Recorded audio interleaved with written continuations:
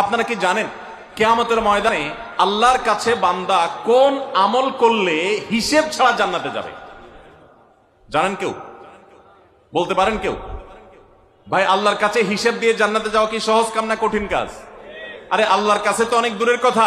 আপনি যে প্রতিষ্ঠানে চাকরি করেন তার মালিকের কাছে, উপরস্থ বসের কাছে একেবারে পুঙ্খানুপুঙ্খ করে প্রতিটা পয়সার হিসাব দিয়ে একদম সবকিছুতে পারফেক্টনেস প্রমাণ করা, এটাই তো একটা কঠিন কাজ, দুঃসাধ্য কাজ।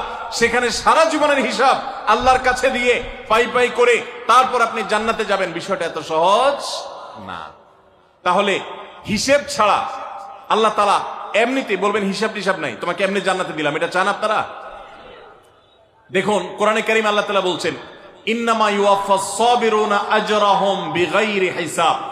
আল্লাহ বিনিময় দেওয়ার ক্ষেত্রে, সওয়াব দেওয়ার ক্ষেত্রে দুনিয়াতে যারা সবরকারী হবে, যারা ধৈর্যশীল হবে, যারা সহিষ্ণু হবে, যারা নিজেকে নিয়ন্ত্রণ করতে পারবে, এই সবরকারীদেরকে আল্লাহ তাআলা হিসেব ছাড়া দিবেন, তাদেরকে সওয়াব দিবেন হিসেব ছাড়া। তাহলে আপনি যখন আপনার কর্মস্থলে থাকবেন আপনাকে ধৈর্য ধারণ করতে হবে। আপনি যখন পাবলিক পরিবহনে উঠবেন আপনার মাথা ঠান্ডা রাখতে হবে। আপনি যখন আপনার বাসা বাড়িতে থাকবেন আপনার মাথা ঠান্ডা থাকতে হবে।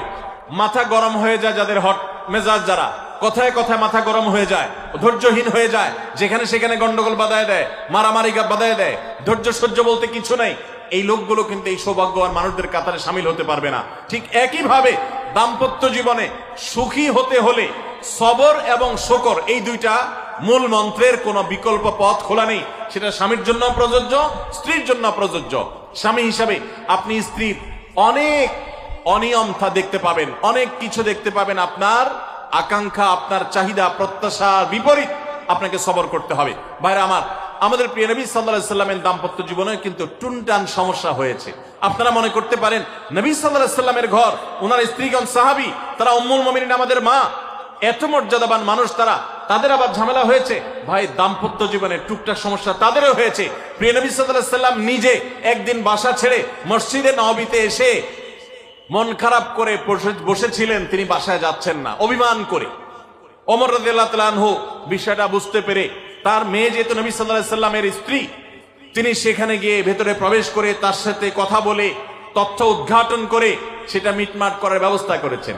স্বয়ং নবী করিম সাল্লাল্লাহু আলাইহি সাল্লামের জামাতা, ইসলামের চতুর্থ খলিফা আলী রাদিয়াল্লাহু তাআলা আনহু, তার মতে এত মর্যাদাবান মানুষ, তার ঘরে স্ত্রী হিসাবে আছেন কে? মুহাম্মদ সাল্লাল্লাহু আলাইহি সাল্লামের মেয়ে, জান্নাতে নারীদের সর্দার ফাতেমা রাদিয়াল্লাহু তাআলা আনহা। এত বড় মানুষ তারা, স্বামী স্ত্রী দুইজন, দুই দিককার নেতৃত্বে